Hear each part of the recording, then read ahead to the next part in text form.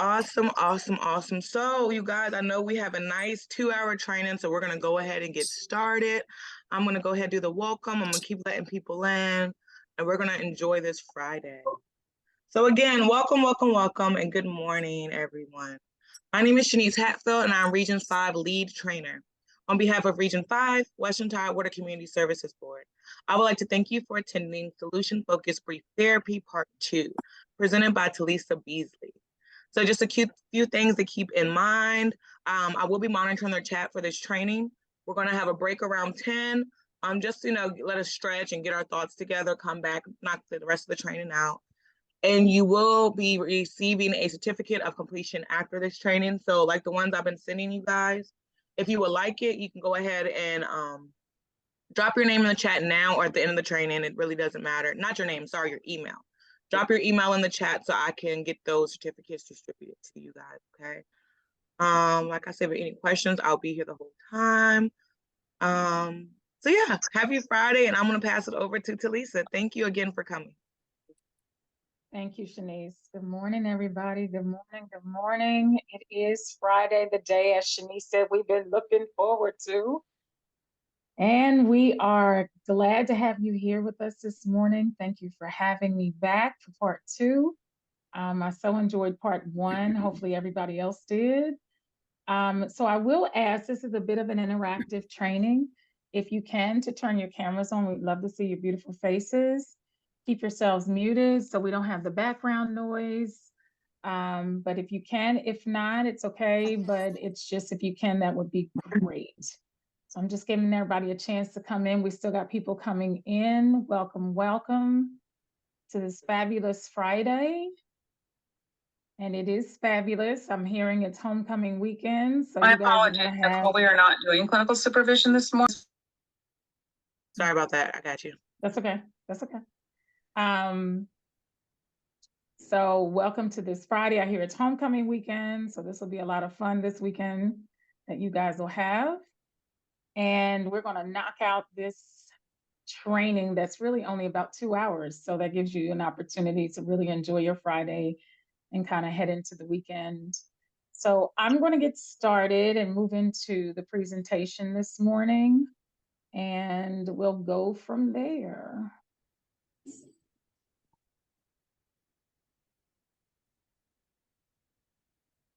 All right. So we're going to do a little brief overview of what part 1 was. But again, just doing some housekeeping. We're just going until 11 a.m. this morning. We will have a brief break about 10 o'clock and give you a chance to stretch and kind of come back and go from there. So to reintroduce myself, for those that did not attend, maybe not attended part 1, my name is Talisa Beasley. I'm a licensed professional counselor, licensed in Georgia and Hawaii. Been in practice for a bit over 10 plus years. But my background comes from working in critical crisis work, emergency rooms, things of that nature, where a lot of clients were in crisis and really helping them manage what was going on with patients at that time.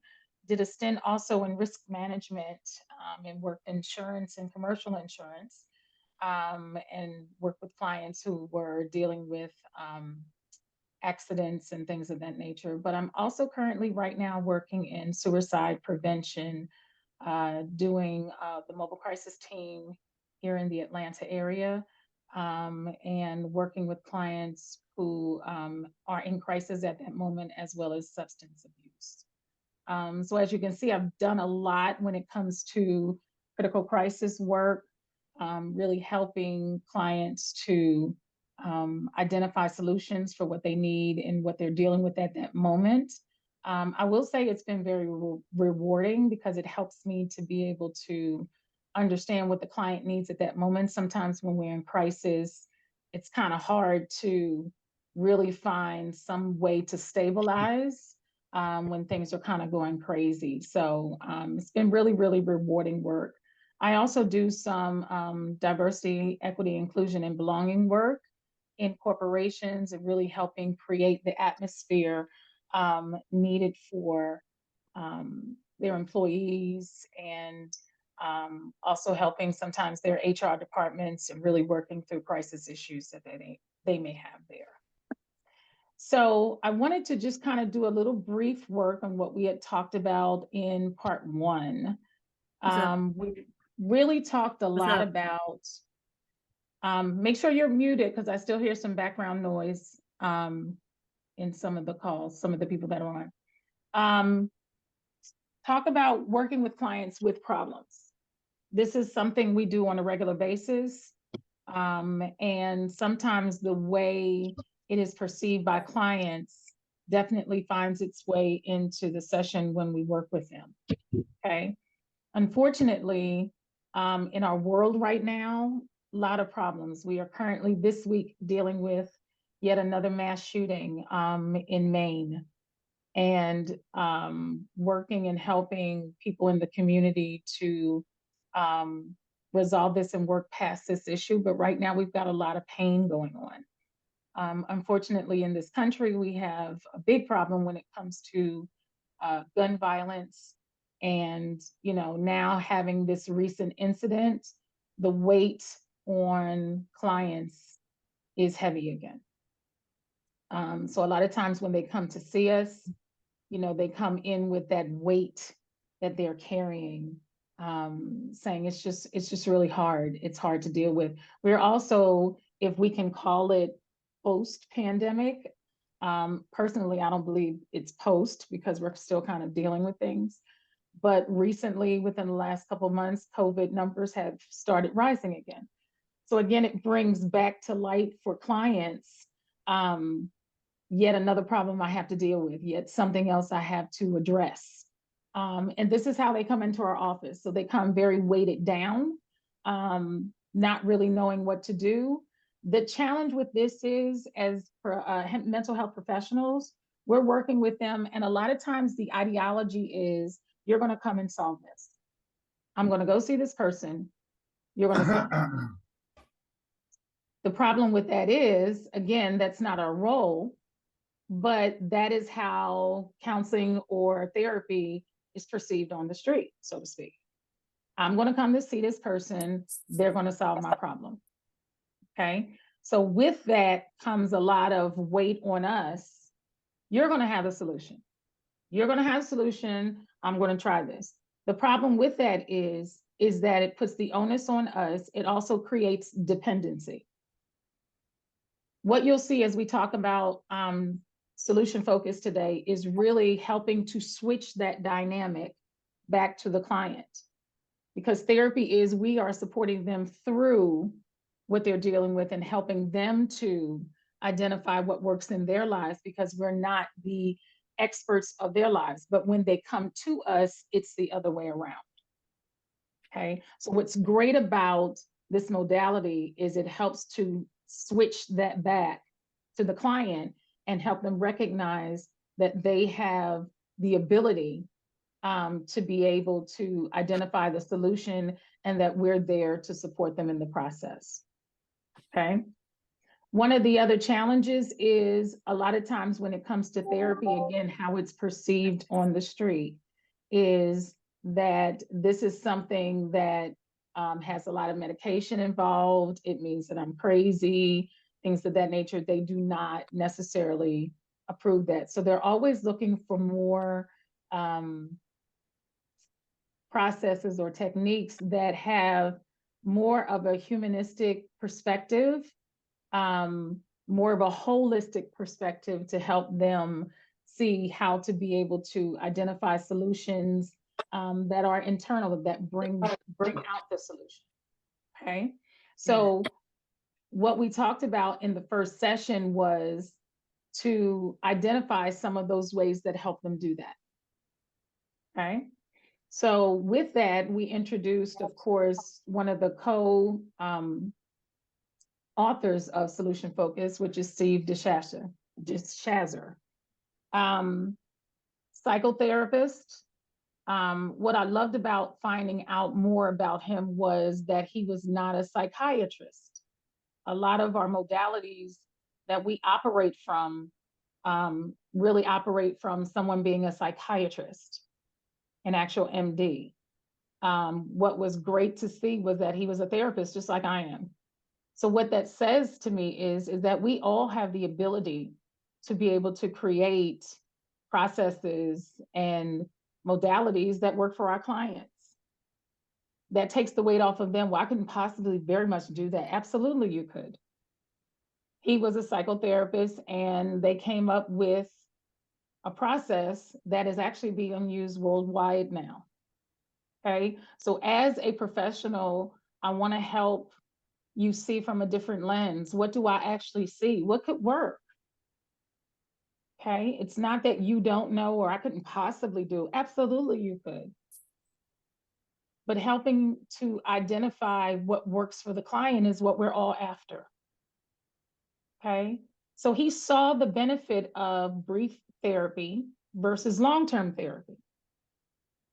Again, and how it's perceived in our communities is that you're going to be in therapy for a very long time. But he saw that a lot of clients were dropping out and they didn't have the solutions. I mentioned in the first training that I heard of a celebrity, no names mentioned, who said that she was in therapy for 20 years. I had questions about that. At the time when she was saying this on this program, no one caught that. Of course they wouldn't catch it because this is not something they do. I caught it. 20 years? What were you doing for 20 years? So again, the benefit of solution focus that I saw was that it's brief. It doesn't need to be long-term. Now, if we have more deeper issues, absolutely, we're addressing those. But a client in therapy for 20 years needs to be explored. Okay, so this is what I loved about him. He talked more about examining therapy from the perspective of seeing what works for the client versus what does not. Okay, we're not trying to force something down their throat. What's the focus of the therapist and the client? What things that do work well? What do we like? And what was really great about what I observed about him was helping the client find fulfillment in their lives. I notice with a lot of clients, I don't see that. I see I've got to do this. This is what my therapist said. This is what my PO said that I have to do, but not really finding fulfillment in their life. Okay. Now, going back to the recent incident, currently what's going on right now in the state of Maine, the alleged individual, we have to say alleged because he hasn't been convicted yet, who allegedly did the shooting, had some mental health issues and was hearing voices and was hospitalized, according to what was reported on the news, for at least 2 weeks. So we have an individual hearing voices, having deeper issues, and still kind of sent back out into the community. Well, to be honest, most of the hospitals, when they do hospitalize someone, the goal of what they're doing is to stabilize. So maybe at that time, when it was time for him to be discharged, he was stabilized. The other factor that we have to add into this is insurance. Insurance dictates how long that person is going to be there. Mm-hmm.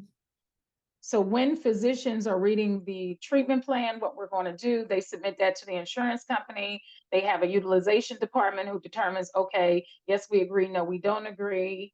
And depending on what's said is how the discharge papers come. Okay. But from the history that's been reported on this individual, he has been having problems mentally for quite a long time. So what that tells me is there's a lack of fulfillment in his life. He'd already made threats to, I believe, the military base that he was on, that he was talking about, shooting up the base. Again, we're finding things that were still existing that were problematic.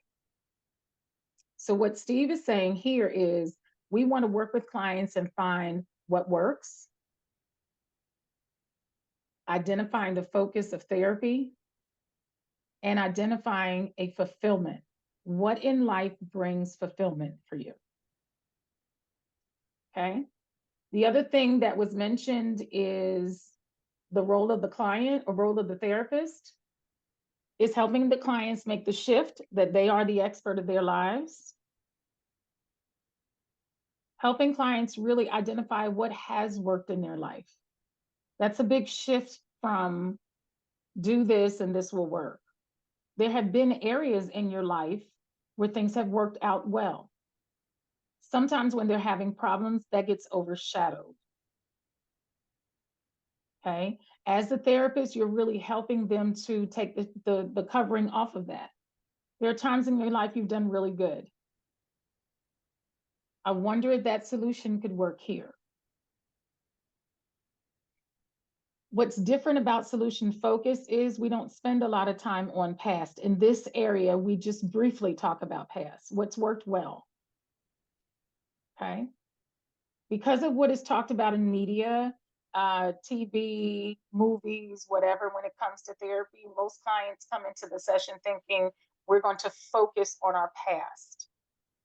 But when I was 12 and they sit in the chair, in the sofa, I did this, and this modality does not focus on that.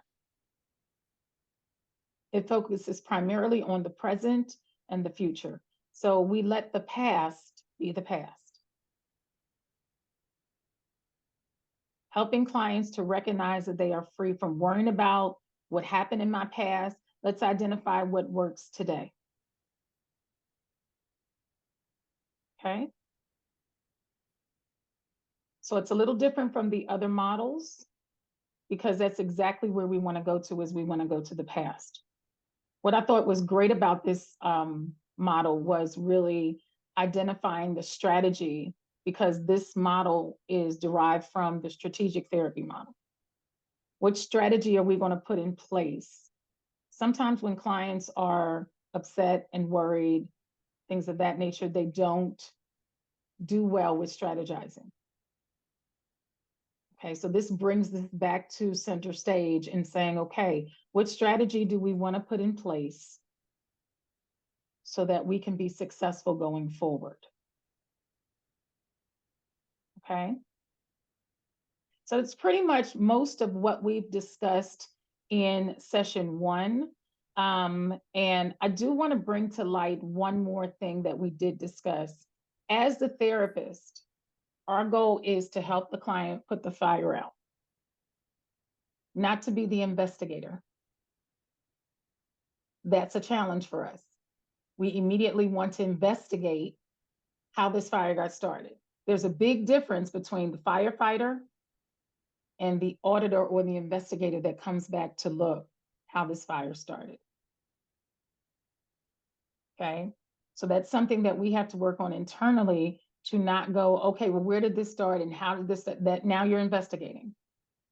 How can we put out this fire right now? What solution would work to put this fire out right now? Okay, so it's a challenge that we have to work on as therapists, to not go that route. Okay, now Steve, the co-author of Solution Focused, was married to a woman who was the other author. And before we get to her, I like to always introduce trainings with a quote. So here's our quote for today. Every problem has in it the seeds for its own solution. If you don't get any problems, you don't get any seeds. I want that to resonate. Every problem has in it the seeds for its own solution. If you don't get any problems, don't get any seeds. Okay, that's opposite of what we hear on a normal basis. Well, I just want a life with no problems. That's not realistic. We will have problems. As adults, we go through life and we have ebbs and flows. We have great days and we have challenging days. Our clients come to us and say, see, I've got another problem. And sometimes working with clients and just helping them recognize problems come throughout life. What solutions do we want to put in place? Okay, helping them make that shift from that way of thinking to a different way. Okay, so we'll revisit this quote when we come to the end of our training today. So as I mentioned, Steve had a wife who helped create this model. Her name is Insoo Kim Berg. She is also a therapist, social worker. She exposed clients to the miracle question. A lot of times when I hear people talk about solution focus, that's exactly where they go to, the miracle question. But it's made up of a lot more than just the miracle question.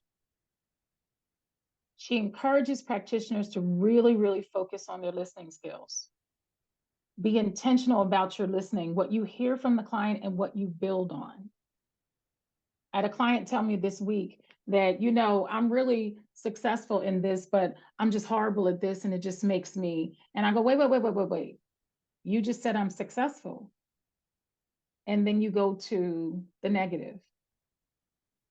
Well, I just have always thought that way. And sometimes just really helping the client identify this is what's going on, making them aware. I didn't realize I said that. Well, you are successful. What would it take to continue to be successful versus going back to the problem thinking? In my opinion, one of the most challenging things as the therapist that works with clients in this model is really helping them shift from that problem thinking to solution focus. That's where you'll have most of your challenges, because as we've identified, they come in problem thinking. And that doesn't change overnight. That takes a lot of awareness. That takes a lot of intentional listening and really, really helping the client to notice when they make that shift back to the negative thinking. Okay, so it's a lot different than just the miracle question. The miracle question is amazing, but it's not the only. It's really helping the client to notice when they start going back to the negative way of thinking. Okay, so Insoo brought the miracle question to the table and said, you know, if you were to ask the client, if this miracle happened overnight, what would your life look like? Even in the question, it really calls them out of that problem thinking mode. Okay, but as the therapist, we have a job as well to be listening intently for little areas where you hear, yeah, I do well, but I do this, but, and they go back to that negative way of thinking. Okay. So she identified what's called timing of the client. And we're going to watch a video where we actually see her describe out what goes on with the miracle question. But the timing is what she really, really focuses on. Identifying the timing of the client and encouraging the client to build on positives in their life. The other thing I thought that was really interesting is she talked about solutions. Okay, if we're thinking about this solution and this solution, I tried what you said and it didn't work. It may be a solution that's not a good fit, but the client is not to blame. The solution is. Maybe this is just not a good fit here. If this is not a good fit, the next logical question is, what is? Okay, as clients show back up in your office, they're automatically taking the blame. See, I'm just horrible. No, maybe the solution was not a good fit. Let's identify what is. Okay, throughout this whole process, she's consistently trying to take you out of the problem-focused thinking. Okay, so as the therapist, we want to help the client recognize when they start going back into that line of thinking. One of the great ways to do that is giving homework. Insoo identified this as an experiment or an opportunity to implement. Now, as a trainer, I notice a lot when it comes to homework, sometimes as a therapist, not following up on that. How'd you do with your homework? Just the accountability to bring them back to. And to be honest, some clients don't fulfill the job of doing their homework. Let's talk about that. What's going on when you get back? Well, I had this going on and I had to do these for my kids and all of that.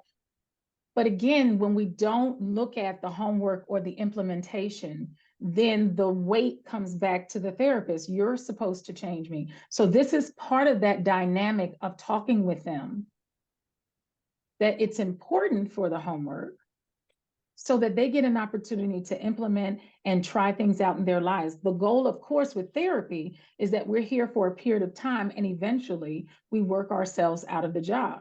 Well, if no homework is completed, then I don't have to do anything. You have to continue to teach me, and that's it. And that's where it comes in broken. Okay. We want to help our clients recognize the importance of, I'm not giving homework where it's like, you know, you're having to pull 5 books out and do homework like we used to do when we were in elementary school. We're not talking that, but I want to see an opportunity where you've tried this, and then let's talk about what you thought about that, because that begins to change our mindset. She also introduced the benefits of imagination.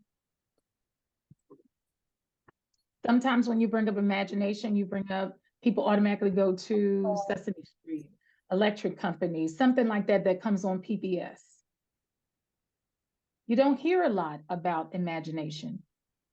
However, when I am in the business world and I am talking with corporate leaders, we talk heavily about imagination. What is it that you imagine seeing in this company? And it's entertained a lot. What do I see? What would I like to do? Which is why this modality works really well in the corporate world. But sometimes reintroducing that to our clients, you have the ability to imagine, what would life look like if this problem was not here? One of the very first things I start in therapy is, tell me what you want your life to look like. What do you want your life to look like? Well, I don't really know. I'm just so sick of this problem. Well, let's start there. What do we want it to look like? And what I found when we just have that question answered is a lot of times there's comparisons. Now we have to bring up social media. Social media is all about comparing. Well, this person looks like they're having a great life, and that's why I'm so upset. And I heard in another training, as I was participating in that training, is the conversation nowadays with clients does include social media, whether you agree with it or not. There are clients that show up in my office married, and I'm mad at him because of this post that he put out on social media. This is what we're dealing with as mental health professionals. So if that's what's going on, then we have to address that. It decreases our imagination because social media promotes, this is what you should be thinking. So what Insu saw, and she was before social media, but what she saw was that there's a benefit of imagination. If you imagine what your life could look like. For those of us that have children, we've said to them, what do you want to do when you become an adult? You're talking imagination. But somehow after we become adults, we switch that back off. So the role of the therapist is to bring back imagination to the conversation. Definitely, as we were talking about listening skills, build on what the client tells you. But when I was younger, they said I could be anything I wanted. But then I went to school and I didn't do well in college. So I just dropped out and just got a job. And they're depressed about that. What would life look like if you did complete that degree? Well, I don't really know about that because I just can't afford college and I've just got to do. But what would it look like if you did? You're really helping them to start entertaining the solution again. So there's a lot of redirection, a lot of things that are going on in the session that is not just the miracle question, but really helping them to imagine what their life would look like. Okay. So as we talked in our class, the first class that we had, part 1, it's definitely an optimistic perspective that's encouraged in this modality. It puts clients back in control. And we start talking more about goals, goal-oriented thinking. Where do you want to go? Okay. That immediately shifts the mindset from this problem is so heavy to where do I want to go? Sometimes people feel because this modality is brief, you can't use it in something like couples counseling. Not necessarily true, because the couple wants to come in and talk about, well, he's wrong and she's wrong. What would it look like if we were able to communicate well with each other? Okay, so we're going to watch a video. I'm going to watch Insu talk about the miracle question, and we'll come back after that and talk about it.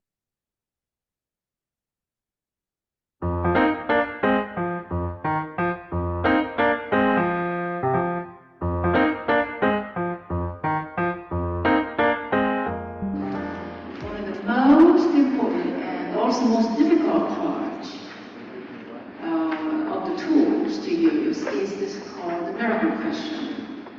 And actually, it's not just the one question. There are 2 parts to this miracle question. That first part is this very long-winded question. They're asking client to somehow imagine themselves without this problem, their life without the problem. So I'm going to show you how I ask these kind of questions. And of course, the other part about the art part is knowing when is the good time to ask the miracle question. It has a lot to do with the timing. As you know, every tool, any tool, you have to know the time to use the right tool. I don't know, perhaps we should have some discussion about that, but about how do you know this is the right time? Many people ask me that question. I'm sure you asked that question too. How do you know this is the time to ask a miracle question? Do you have good ideas for that? There is many discussions about that. My take on that, and I may be wrong about this, and other people here, other experts here, have different ideas, I'm sure. But my understanding, my observation is, how do you know it's time to ask the miracle question? It usually means clients have started to imagine. So you're talking a lot about the ability to imagine things, imagination. They start to imagine the possibility that solution can be there. They don't know exactly what it is yet. They have some idea that if I just face this direction, that somehow there is likely to be some solutions. And that's the kinds of conversation you have with the client. And so that's the time that you decide. And again, 2 parts. First part is the asking questions. The second part is how to follow up on the questions. Okay, so I'm going to talk about the first part of a verbal question. And so I might imagine you have a. I imagine it's very hard to imagine even if you haven't, just like me, I never gamble in my whole life, so I don't know what it's like. But suppose you somehow you were to talk to me about it. I would say things like, well, we have quite a bit of our clients oftentimes come in, they start talking to you a lot about the damage that's been done, what kind of damage my gambling has caused, what kind of problem it has caused, how much I have hurt other people, how much I hurt myself. These are kinds of problem talk initially, and then we slowly and listen very carefully for the words they use, because as you know, it's always picking up and using clients' own words rather than replacing them with my words. So how does this client talk about it? Because that gives me some idea of how to engage with them around those clients, because even though there are same words that implies mean the same things, the way the client uses is very different oftentimes than what I might use. So I will start out with, now I'm going to ask you a rather strange question. Long pause. Pauses, by the way, is as important as questions you ask. So the space, emptiness, very important part of the question. I'm going to start again. I'm going to ask you a rather strange question that perhaps requires lots of imagination on your part. Do you have a good imagination? He says yes. Many clients will say yes. Or if they don't think they have a good imagination, they will say, I will try. So you are already engaging them into at least give it a try. So that's why the pause is important. The pause is what helps the client to start to imagine. And then they will say, I will try. Good. That's good. One pause. Strange question is this. And then you can see clients, okay, I'm ready. And then I would say, suppose, even so, still say, suppose. By the way, suppose is such a wonderful word. Okay? Because it helps them to move into the land of imagination. That's what suppose is. That's it. Suppose, after we talk, you go home. Yes. So far, you haven't said anything strange yet. So they're waiting for the next, what is this strange question? You go home, and you still have lots of work to do for the rest of the day. Oh, yes. And, of course, it's going to get dark and become bedtime. And everybody in your household are sleeping. Your house is very quiet. And in the middle of the night, a miracle happens. Long pause. The miracle is this problem that you were brought here, that they brought you here to talk to me about. Is all gone. Poof. Solved.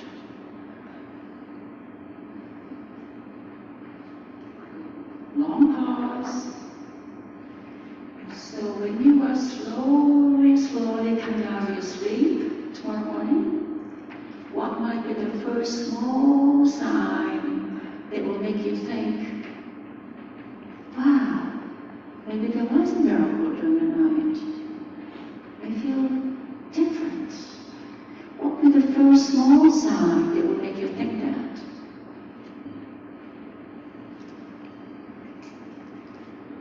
Even when you say it this carefully, for many clients, first thing they say is, I don't know. Very common. And I find that many inexperienced people, who is using this model, think the client that really is too dumb to know, too stupid to learn, so they just give up at that point. No, I think that we hear it differently. We hear it as, I have never thought about that. And they haven't. So that's when you sit very quietly. Don't even move. Don't do anything. Just sit there. And then they will say, well, strange things happen. Their head starts to go up as they say, well. And they will say, I suppose. And they start to tell you. And so you don't want to interrupt that. Some people describe it as a trance induction from the hypnosis world. I don't know because I've never learned the hypnosis, so I don't know. But that's what they say.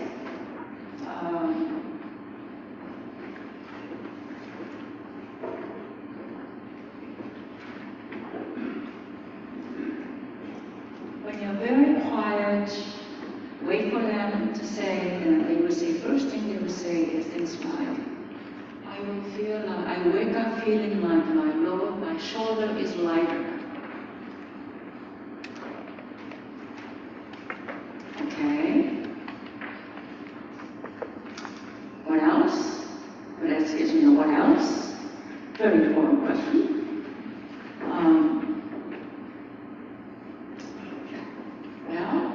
To get up and face the day rather than dreading the day. Okay? Alright. So then what would the first small thing you will do? Small, always small solutions. First small thing you will do that you didn't do this morning?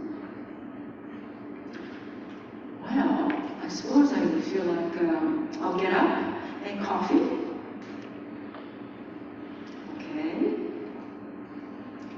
What will come after that? What will come after that? What will come after that? Step by step by step by step by step by step. Small solutions.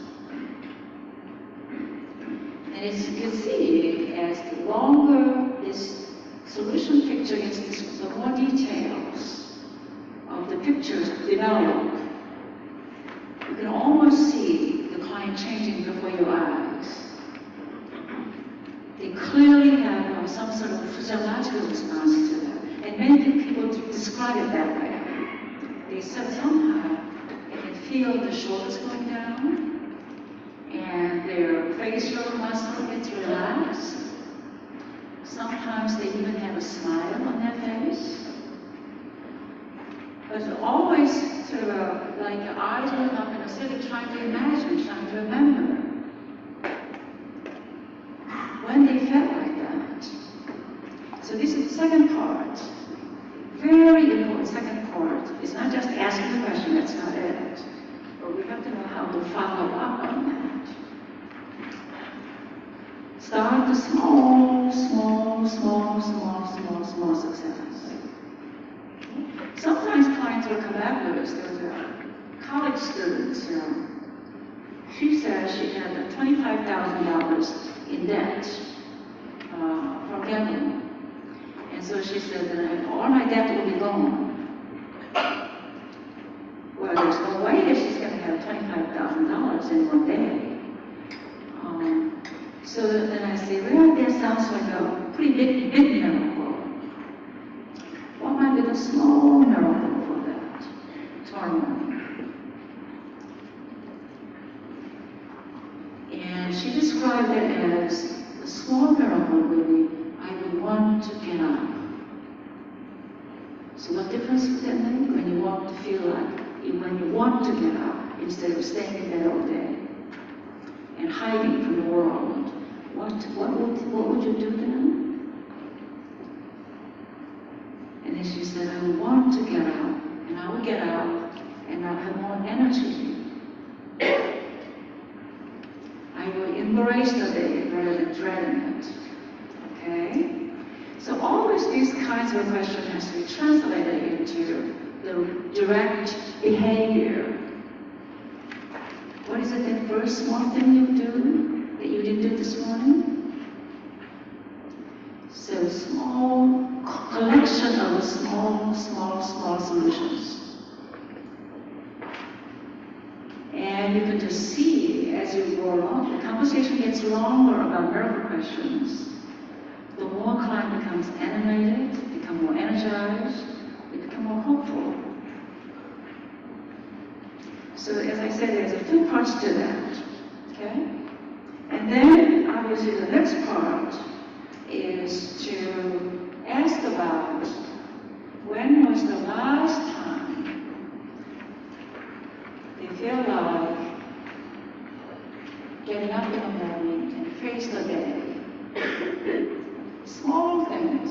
When was the last time you felt like even a little bit, even for a very short time?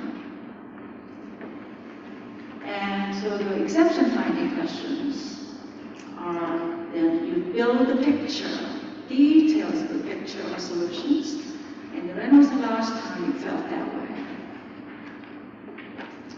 It may be 3 months ago, it may be 2 weeks ago, it may be 6 months ago.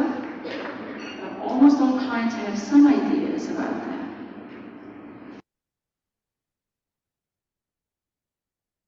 Okay, I'm going to take this off share.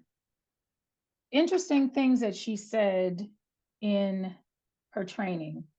A lot of times, again, when you hear things about the miracle question, the focus is about just asking the question, but she gave many more details.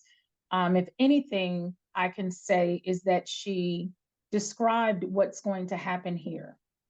How you're going to tell the story the next day. What would the next day look like? She literally becomes a storyteller. What would it look like to have the next day? Taking the pauses, paying attention to words like suppose. So I want to open it up to the group. Tell me what you saw in the video. If you can raise your hand at the bottom of your screen, you will see a button that says reactions. And if you click on it, you'll see the one that says raise hand. But what else did you see?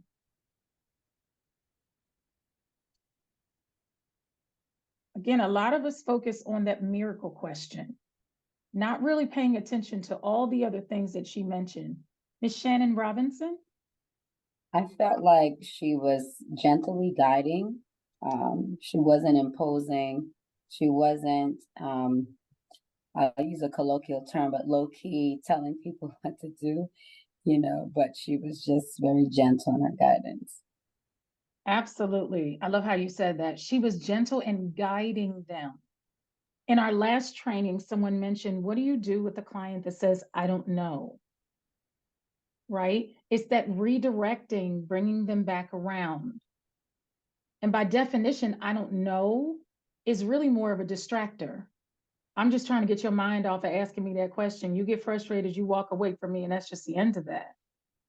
But she identified, well, what would that look like? She redirects them back around. She mentioned small solutions. Not wake up and, oh my goodness, is gone and life is great. None of that. She said there were small ones. Michael Zeller? I thought it was interesting because whenever I ask this question, I always get the sort of nothing miracles where people are sort of saying like, oh, I'd just be happy. And she was like, allow that to be, and then ask, what would you do next? So not saying, well, that's too vague, like, well, like getting kind of trying to like jump in and dispose of the like hand wavy answers that almost always come first. She even said like, oh, I don't know, or like, I just feel better. and then saying, okay, so if you feel better, then what would you do that morning that you didn't do this morning? That was like a great transition into that sort of, let's find the what would be different that you can do, right? She didn't say that part, but that's sort of what you're doing as a looking, helping the person find the solutions that they can do or they can imagine themselves doing. Absolutely. Great point, Michael. And again, that helps you get out of that vague answer. Well, I'd feel better. What would that look like? I love how she took it back to just waking up. To wake up, and how would you feel? And she described the person as this, the shoulders felt lighter, right? So that's why I kept saying storyteller.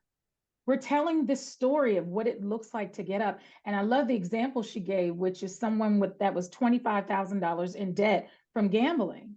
That's a heavy weight. So if I woke up the next morning, what would that look like? Well, I would want to wake up. Now we're starting to get into the details about what that next day would look like. Is the last name Merch? Yes, Teresa.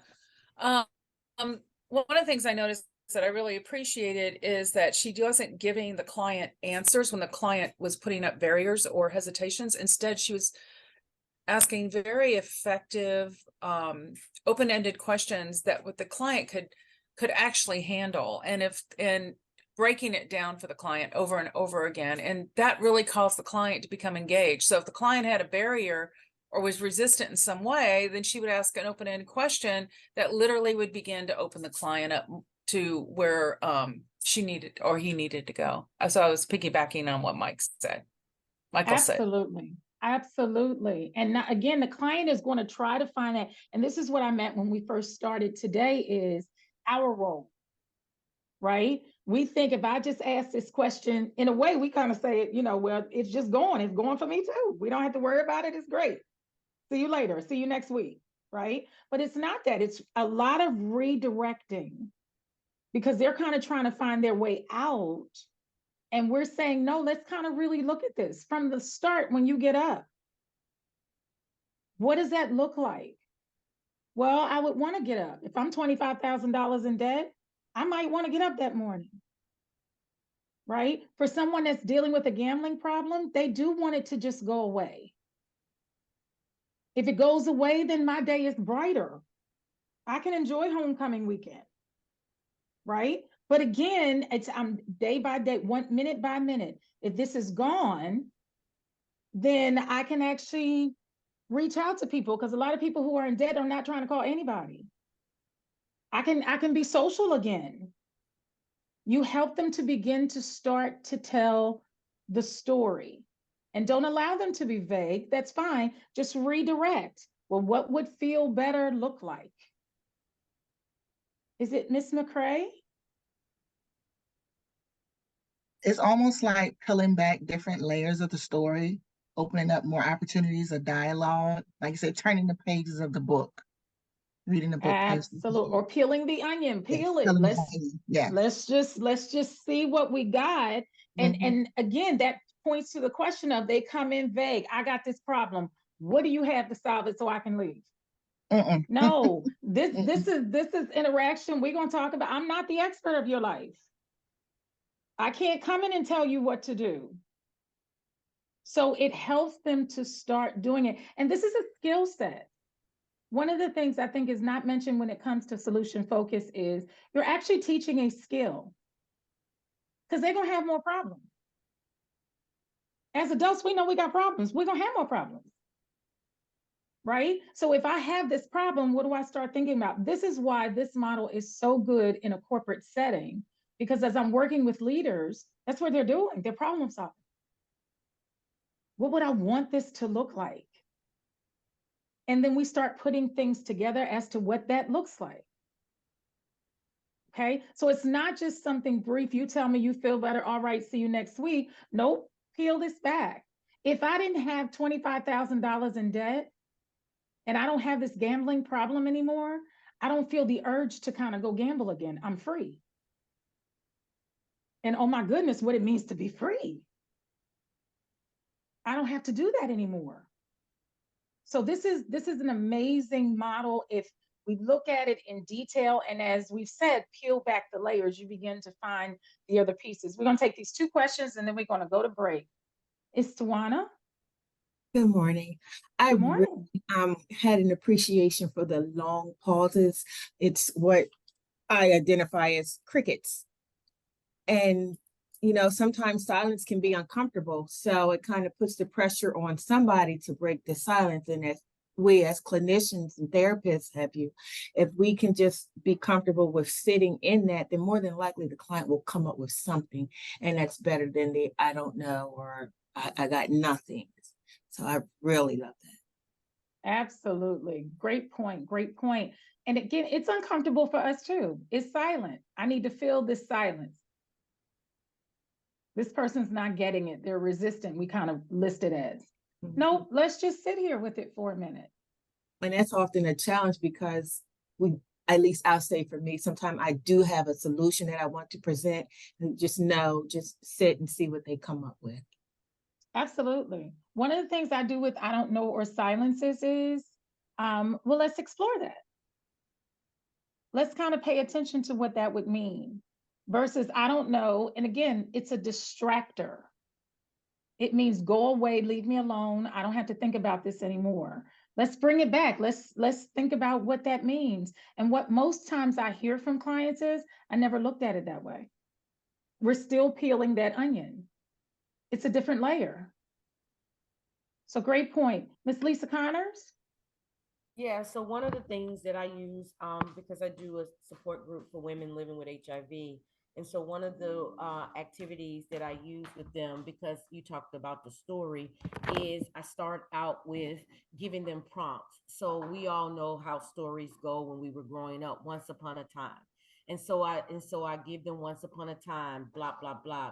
There was this woman named blah, blah, blah, or this client name. And so they get to fill in the blank. But by the time they get to the end, they've already come up with a solution of what they're going to do and how they're going to move forward. So I use different activities in the group, so to get them thinking, because one of the things that I recognize about clients and the people that I serve is that they're not broken. There's some brokenness, but they know their life better than I do. So they know what they can do and what they can commit to. So the goal of it is not to focus on them living with the HIV, but focusing on how their life can be different, in different areas of their life. So that's one of the activities that I use. Absolutely. Thank you. And that's also empowering. I can do this because they come into the office defeated. I can't. No, we can. But we have to start peeling that onion and find where our strengths are. We talked about that in the first group. Where are my strengths? I don't really feel like I have any.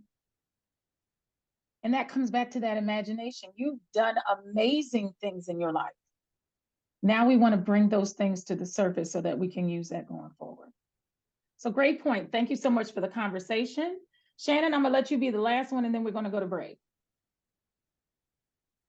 It just kind of made me, when you made that statement about imagination, it made me think about a quote that I saw on Canvas, and I was doing anyway. I digress. And so the quote was, creativity is intellect playful or playing. And I think, that is such an empowering thing, and it's such a fun thing to look at when we see creativity, imagination is just your intellect, your natural playing, being playful. So absolutely. Thank you for bringing that. Absolutely. Creativity. But a lot of people have been pushed down by so many of the problems we have that they've lost sight of that. They don't see that anymore. Like I said, this week we're dealing with another mass shooting. People are defeated. This is another one, and just another one. And we're just tired. So part of therapy is helping to take those layers off so that you can come back to. Great comments, by the way. Hopefully you had the same experience I had when I first saw this video of Sue, but she just broke it down beautifully. And the way I've been taught about solution focus was way different when she explained it, to the point of the pauses and the word suppose. Suppose is such a great word because it helps them to start thinking through it. Suppose this happened. I was watching a video recently with someone and they were saying suppose, and they said, well, it won't happen. But just suppose, if it did happen, I couldn't very well get away from this gambling habit. It's so bad, I'm so horrible, but suppose, right? It introduces them to the idea that that could actually happen, right? So it's important to really help them to start visualizing what it would look like if this problem did not exist. We mentioned before we went to break the fact of just talking about waking up that morning, feeling your shoulders lighter. I know when I go through a problem, as soon as, the second the tension is gone, it's like, oh, okay, now I can think straight, right? So same thing happening with the clients. As soon as it's lifted, what would you feel like? Small solution. Okay, not the whole thing is gone and it's totally eradicated. That's big.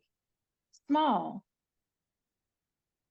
right? Think about little things you tried to do in your life, little steps. Think of those who have children, what you tell your child when they mess up. They're like, I'll never get it. And you go, no, that's not true. Let's start looking at it this way. Now's the time that we start talking about following our own advice. That's the number one thing I hear from kids when I counsel them is adults don't follow their own advice. This is this time, right? They mess up, we mess up. But it's not as bad as no one's trying to look at pains and measure pains, mine compared to someone else. Okay? We start envisioning what it's going to look like to come outside of this problem. Okay? When you come outside of the problem, at least for the significance of trying to strategize, you have to be out of the problem in order to do that. You cannot be in the weeds and try to strategize. It's impossible. Okay, so if I'm outside the problem, what would I do? Think of when we're in high school and we have the advisor. What do you want to be when you become an adult? Well, I want to be a teacher. Okay, what would it look like to envision putting that in place? Well, I had to go to school for this, and then this would happen over here. And then sometimes the student gets so overwhelmed by what it takes to get it done that they don't get anything done. Okay, so you're kind of helping remove them from the problem so that we can begin to start putting strategies in place to make that happen. Okay, so I'm going to go back to my screen share.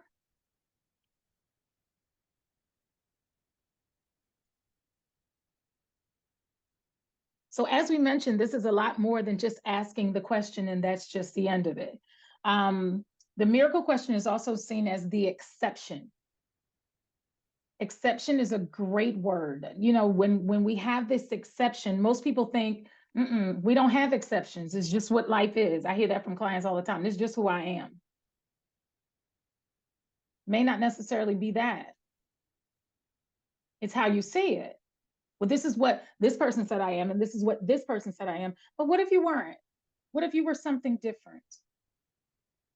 Okay, it literally causes the client to make a shift in their thought process.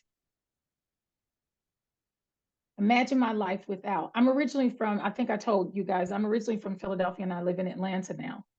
The idea of moving from Philadelphia to Georgia, it was just not even in my scope. And what introduced it to me was I came to visit a friend who had recently gotten married. And I saw, wait a minute, I could do this. One of the number one reasons I left Philadelphia was I don't like cold. I don't like it. I don't at all. Georgia had cold, but they didn't have the snow. That got my attention. And then when I got here and I saw what I could do, I was like, wait a minute, this might be doable. That's what you're helping your clients to start to imagine. This may be doable. But sometimes they're so weighed down, they can't see that. Okay, so when you start helping them to imagine What would be the exception? She mentioned it in the video. They start literally looking different. Their eyes change. Wow, you know what? That's not bad. This is where the pauses come into play. Giving them a chance to conceptualize what we're talking about. If I want to start my own business, if we're worker bees, I come from a family of worker bees. I know the first time I told my mom I was going to have my own business, she looked at me like I had 4 heads. What's wrong with you? We worker bees. But mom, what if? What if I could start my own business? Well, and you literally saw her whole face change. Well, I guess you could do this. My son was grown, so I didn't have to worry about the day of him. Now I have that extra space. Well, you know what? That's not bad. And I often hear her say, is when you put it that way. Now she's starting to absorb what this would be. Okay. As clinicians, this is what we're helping our clients to recognize. It gives them permission to embrace the solution. This could work. Now, you do have those that kind of go back and forth. Like I said, using my mom as an example, she liked the idea, but then what if? And that's where you come in to kind of help guide that conversation back the other direction. Okay. This is why, as I mentioned earlier, when you're dealing with the I don't know, it's a distractor. That means I don't want to think any further. I want you to do all the thinking for me. No, that's not therapy. You came into therapy because you wanted some change. So let's work on that.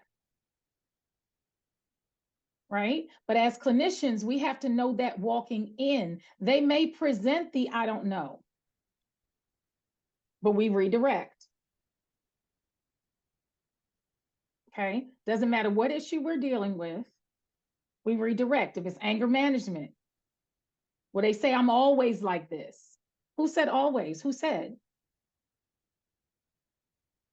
Okay? You're redirecting them around to embracing the idea. And sometimes you may have to assign it as a homework assignment. I don't know how many times I've done that. I want you to think on it. It may take a few days. I know for me, I don't have the answer immediately. I need to sit on it. And after a few days, you're like, you know what? I think, that is possible. Okay. So this is what the miracle question does. It reduces that impact of helplessness. I'm not helpless. I have some options here.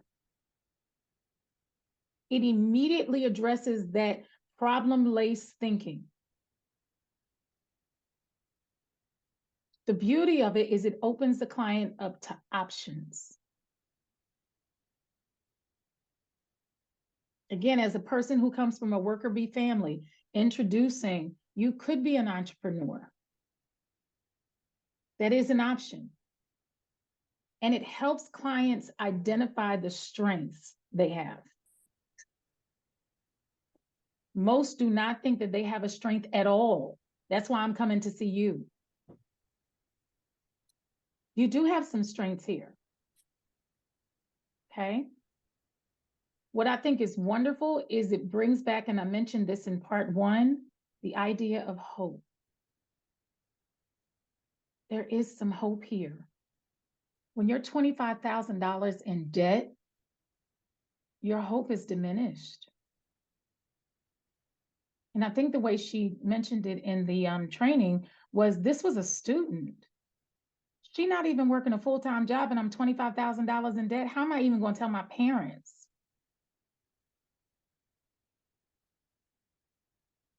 Hope is a fuel that assists you in reducing that hopelessness. They say if I can see the light at the end of the tunnel, we're not at the end of the tunnel, I can see it from a distance. So if I can see it from a distance, I know to move towards that light. Okay, Charles Snyder proposed it as it's a protective layer for clients as it serves to highlight what the opportunity presents. One of the things I tell clients is hope anchors you because you're unsteady. So hope, it's like an anchor that just holds you still. Think of the waves that are moving constantly, right? The anchor holds that boat still. I can come out of this, but I have a family of people who abuse drugs and I fell into the hole. Nope, we can come out of this. Some of us put a religious spin on it. I'm going to break a family curse. Same thing. I can be the one to change it. What would it look like to change it? What would that look like? Well, I guess I could do this, and I guess I could do that. Now we're starting to talk in that lane. Okay, so it interjects hope into the situation. There are many studies that have been done of people using this model. One that stood out to me in my research was a group of women who were trauma survivors in South Africa. They participated in the study and each had maybe 1 to 4 sessions. We only talking 1 to 4 sessions. What was amazing about it was each participant experienced an increase in hope. Okay, and the traumas that they had experienced, they were pretty significant. Okay, and it was long-term trauma. A lot of times as clinicians, when we hear the word trauma, we just go, okay, that's layers and layers of stuff. It's going to take a minute to get out. But these are 1 to 4 sessions. Each participant increased in hope and their ability to focus less on the trauma. Most times when they come in our office, that's the focus, the trauma. This model says, let's not focus on that and let's focus more on the opportunity. I have an opportunity here. Example could be before all of us were born, early 1900s, when a lot of immigrants came in through New York and Ellis Island. It was the hope that they had with getting to a country where you could become anything you wanted to. No matter what they were dealing with in their home country, I could become anything. It's that hope factor. If I could just get there, give my kids a better opportunity. Same thing. We're helping them to start to see what the options are that we have here. Make sure you're on mute. I feel a little bit of noise in the background. Okay. But again, helping the client to see what is that option. So in this scenario, we're looking at women who were in long-term trauma and just 1 to 4 sessions.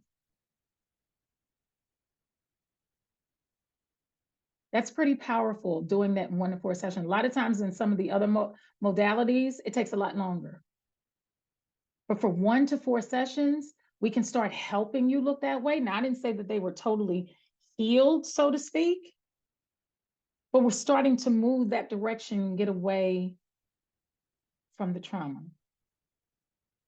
Some of the reasons that help them move towards improvements were family supports, things of that nature that help them see, you know what, if I am better, then maybe I can stop this family thing that's been going on. Maybe I can be the person that stops that.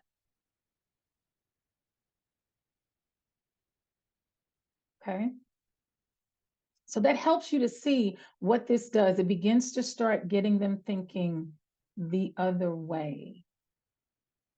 That I do have a choice here. That's the other thing that I think is so great about this model is I have a choice. That is one of the most powerful things you can have. I have a choice. When I do suicide work, a lot of people feel like this is so bad. And I've heard many times, and I'm quite sure a lot of the therapists on this call hear the same thing. No one has had anything as bad as mine. And we help them to see that's not necessarily true. I've heard a lot of things. But that's what makes this study so important. We're looking at people who have had long-term trauma, and just 1 to 4 sessions help to start to turn that around. Okay, so that shows you how powerful this can be. There are many other studies that have been done through different people where they've actually tried, seeing how maybe 10 sessions helped turn people around. Whereas, using other modalities may have taken 15 or more in 10 sessions for making some change. Again, it shows you how powerful it is. And as well, going back to, these are 2 therapists who came up with this model. We don't have to be a PhD.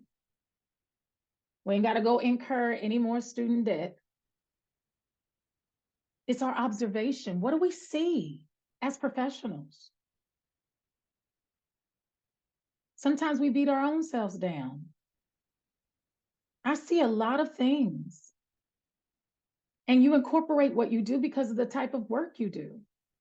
But what if you were to write that down and kind of put it into a model? We could be amazing. Okay, so that helps you to start thinking about, what I could do.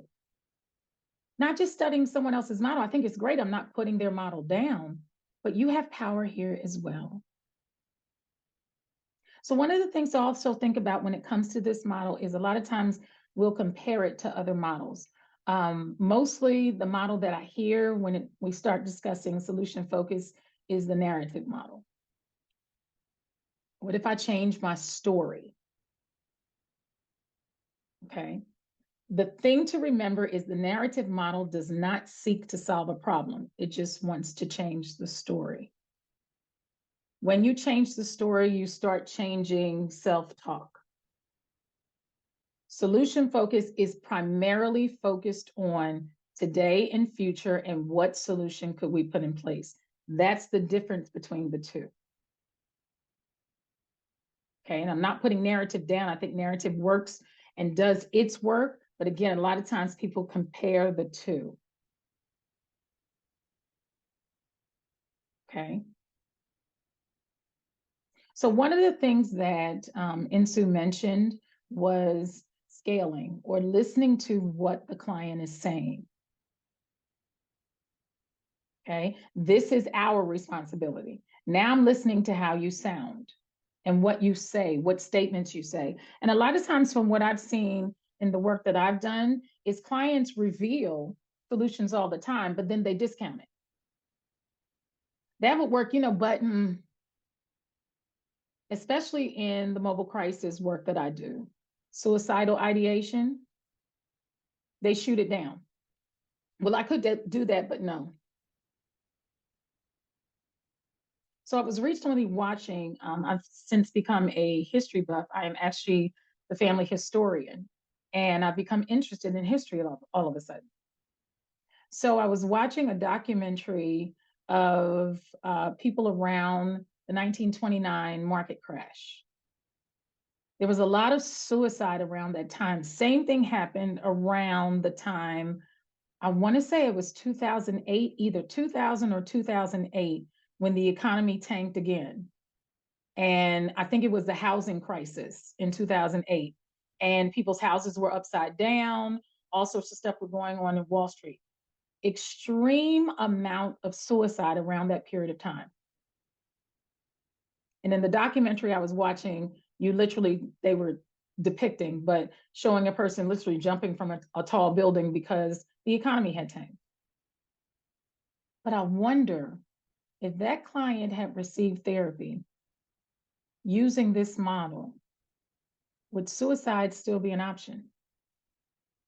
Because now we're starting to think about what we could put in place.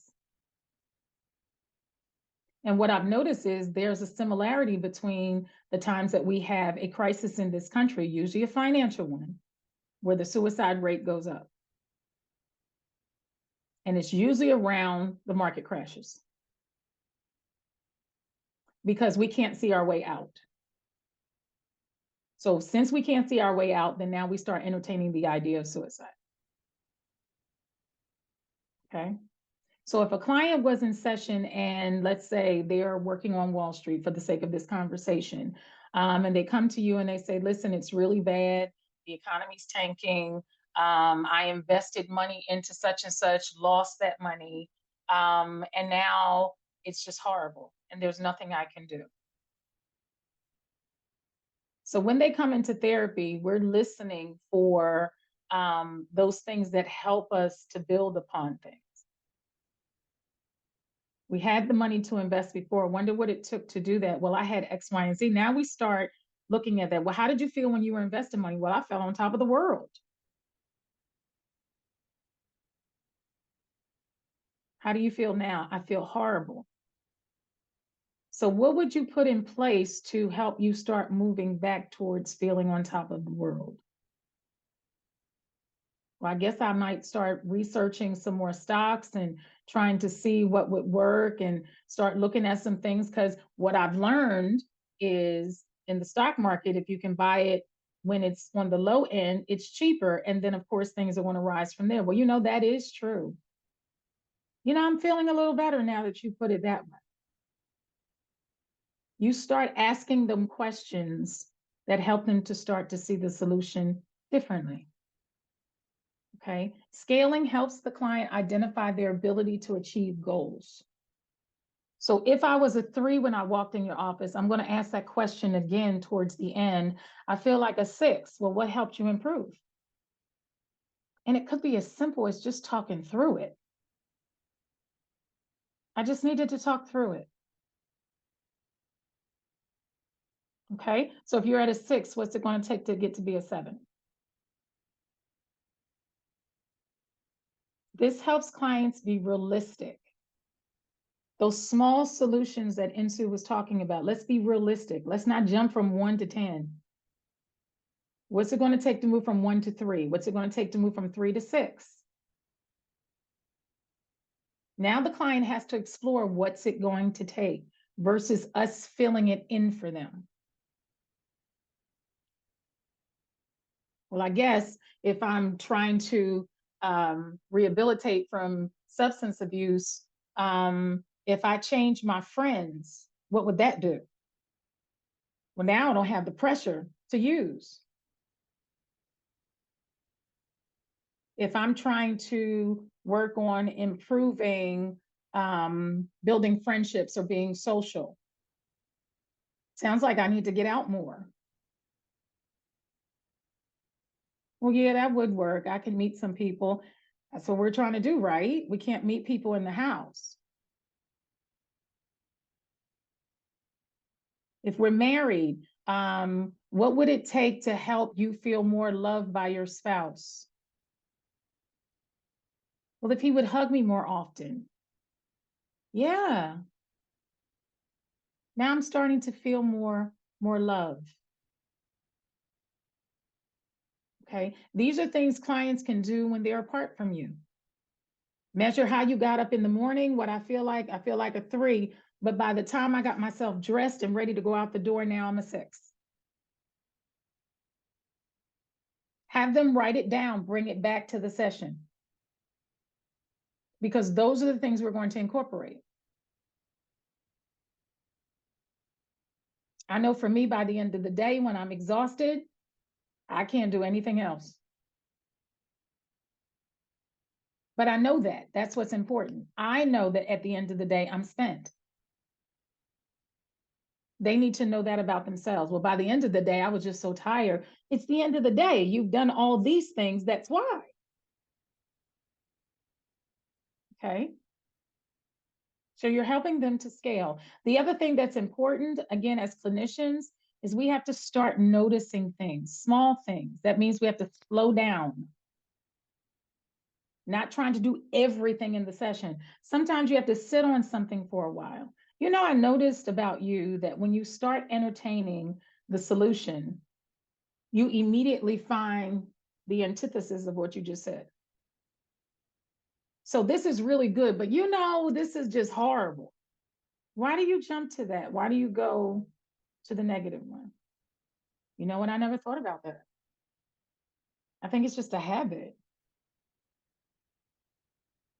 Do you think that's beneficial for utilizing the solution? Nope, I don't. So we need to be aware of it. This is something I do automatically. It's now a habit, we call it. Okay, but it's working against you. So helping the client to notice calls attention to the client when they examine when things are getting better, but also when we incorporate something that's not helping this process. And a lot of times I'll use just that. Did you see that? Did you see that you did that really well? You know, I did do that well. It's accountability. I couldn't very well do X, Y, and Z. You just did it. There's a clip in a movie that I use when I do ethics trainings. The movie What About Bob? And the individual focuses on all his issues that he has. And the therapist says, when he shows up someplace inappropriately, the therapist says, well, you did this. He said, yeah, but barely. That's what clients do. I did it, but barely. But you did it. Tell me what it took to do it. Well, I guess if I incorporated that, it wouldn't be bad. Yeah. So it also slows down, noticing slows down regression.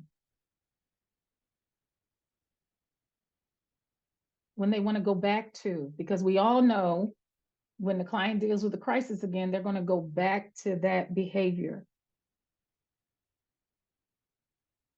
Okay, so making them aware, start making them aware of their strengths when they do something well. What helps them to stay on that path?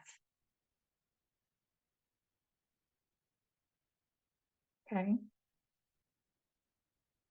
So sometimes when it comes down to this model, a lot of times we think, again, it's just about the miracle question, but now we're starting to see that it's much more than that. Right? So we think about this model and we go, okay, well, would that really work here? I don't know. This is too big of an issue for me to utilize that. Right? So we think if I'm working with a borderline client, no, this is not going to work. Right? Mainly because we think about, can the client maintain the ability to keep coming up with solutions? Because they're going to keep having problems.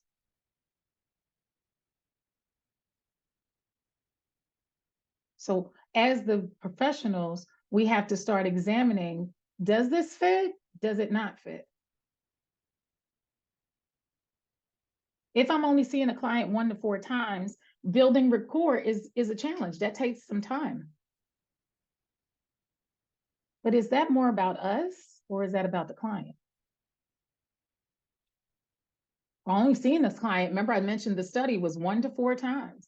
That's not enough time to get to know the therapist. But this is not about me, this is about the client.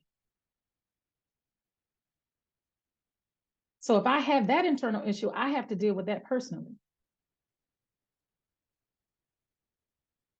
Okay, it could work with a borderline client. Very much so. So we can't rule this out. Okay. If the client struggles with building those skills to come up with solutions, then let's work on that. Let's not focus on 10, 12 years ago. What's it take to keep maintaining that? I could do that in 1 to 4 sessions. What'd you do last? Did that work? What'd you do last? Did that work? Yeah, that did work. Okay, can we do that again? Now the client is building skills. And if you remember what we talked about earlier with Steve DeShazer, he specifically said, you know, we're focused on what works versus this client leaving the session unfulfilled. They were dropping out of therapy because we're not getting to fulfillment. We're getting sessions, but we're not getting to fulfillment. Fulfillment is actually getting the thing that I envisioned.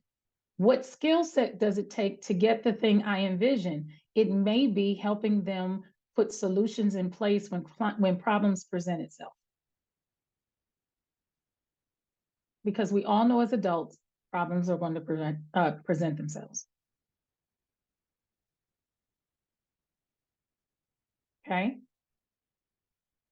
Second thing to think about, sometimes clients think that this is too simplistic. It couldn't work with this. There's got to be something else. Got to be a quadratic equation to figure out this problem. No, it's not. We are not doing the square root of whatever. We're incorporating solutions. Sometimes it is simplistic.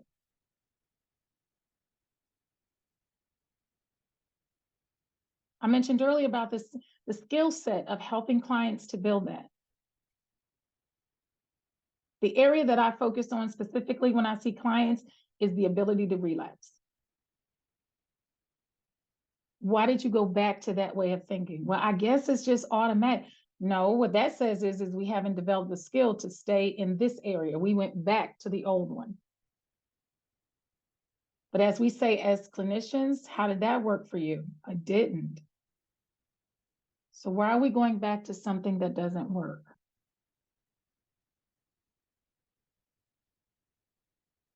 Okay.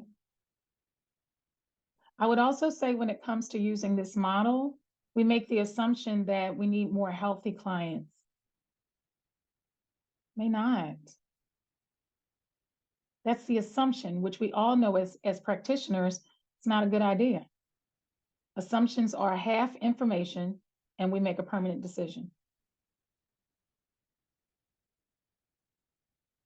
Help the client build the skills. Pull apart the model to see what else can I get out of this model that might be helpful. Again, having that mindset of looking forward versus looking backwards. This model, as I mentioned earlier, does amazing in corporate settings because we're looking forward. CEOs, executives are always looking forward. So the model works, but how I feel about it may be a challenge. Okay. Someone mentioned earlier in the chat about taking the layers off as practitioners. I'm not sure who mentioned it, but I will highly, highly, highly, highly recommend as practitioners that we have our own therapist. We were all taught in school to have your own therapy because I need to have some place to put my stuff down. You hear stuff all the time, every day. What's going on with somebody else? That's got to have an effect on how we exist. I'm a caretaker of my mom, so by the time I close my laptop down, she's standing right there. You finished? Okay, I need you to do this. So I go from one to the other. There's got to be someplace I got to put this down. And sometimes throughout the day of living life, we forget that we're human. We go from one thing to the next, to the next, to the next, to the next, and just kind of keeps wearing you down. So we have to have a place to put our stuff down. The other thing to think about when it comes to this model is no model, in my opinion, this is just Talisa's opinion, is the only thing that kind of takes care of something. This is the only thing. There's no such thing. We are all eclectic. May take a little of this, may take a little of that. I think this model mixes really well in my opinion, with CBT. I am primarily a CPT therapist. The solution focus works really well with that. It works really well with strategic, if that's what you're doing.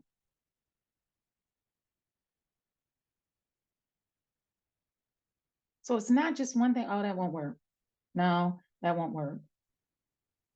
When I do suicide prevention work, I'm called on scene at that moment. You've got a couple seconds to help even try to build rapport with this person you're coming out to see. So you have to have a lot of stuff in your arsenal. But look for things that kind of are complementary, because the goal is to help the client develop skills, not to make us feel better.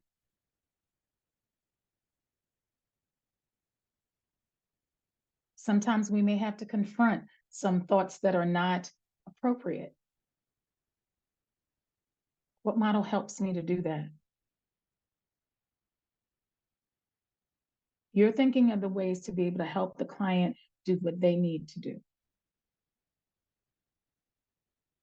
So your approach is going to be different. It's not going to be the same for every client. So get familiar with all of them so that you can get more of a feel of what's appropriate depending on what's presented. Okay, but this is a very good model and just really helps connecting the tools. Think of these as tools that help bring about change. It's a connecting tool. So if we have a washer that goes around a screw to keep it together, it just helps keep things together. Not just this screw works. No, there's a bunch of things that kind of come into play. But again, what I've seen about this model is so great because it really helps you to see, okay, there are different ways to look at this. Not just one way. So I'm going to bring back the quote that we had earlier today. Every problem has in it the seeds for its own solution. If we don't get any problems, we don't get any seeds. I'm going to take this off share. What are your thoughts about that quote now? Every problem has in it seeds for solution. If we don't get problems, we don't get any seeds. Final thoughts. What do you see with that quote now?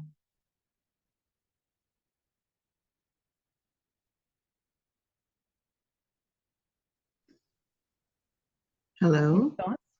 Yes, Ms. Roslyn? Yes, I was thinking that solutions are evolved from our problems, and our problems consist of all of our experiences, both good and bad. So we can't live a life without problems. We cannot. It's called life. That's right. That's right. Not to minimize anything that anyone brings into the office, but just on a personal level, we all experience life. It happens to us all. That's been my motto lately. It happens to us all. What do we do about it? And how do we help the people that we serve? What do they do about it? Because life is not going to stop happening. There will be a problem after a problem after a problem. And so, yeah, I appreciate that quote. Yes. Thank you. Thank you for your comment. Ms. Carrie McNear? Yes, well, I was just thinking that when you said that every problem contains the seeds for solution, right? I was having a little bit of, I was having some issues with my audio. I wanted to make sure I heard you right. I think that when we have a problem, we're more moved to deal with issues than we are, even if we're not happy, if we're complacent and there's not a problem, then we're probably just going to stay where we are and we're not going to do anything about it. So, I mean, in a way, you know, a crisis is like an opportunity, because if things aren't working, it's like, basically, you're probably going to move if you're uncomfortable, I guess that's what I'm saying. Absolutely. A problem does move you out of being comfortable. Right. And I heard someone say, I didn't say it, but I'm just going to say it. Never, ever, ever, ever waste a good crisis. A crisis is there to make movement. Don't waste it. Don't just be, you know, a lot of our clients come in, you know, with the white knuckle look. Oh my gosh, this is just hard. Never waste a good crisis. A crisis serves to be able to help us move. So great comment, Carrie. Thank you. Ms. McCrae? Growth. The idea that Yes. doing nothing is a choice as well, because they are uncomfortable. Absolutely. Absolutely. Thank you, Carrie. I'm sorry, Ms. McCrae, go ahead. It's okay. My word is growth, learning from all the lessons day by day. So this has truly have been very good for me. I enjoyed it. Thank you. Thank you. Thank you so much. Thank you. Well, I enjoyed you all. I'm going to release you to the weekend.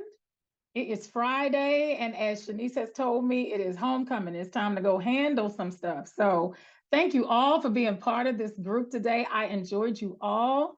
Hopefully you took some nuggets away that you can actually take with you to implement into your work and what you do. So thank you for your work you do, and I appreciate all of you. Thank you so much, Talisa. Thank you. Thank you, everyone. I appreciate you for showing up. I know Talisa appreciated some great conversations.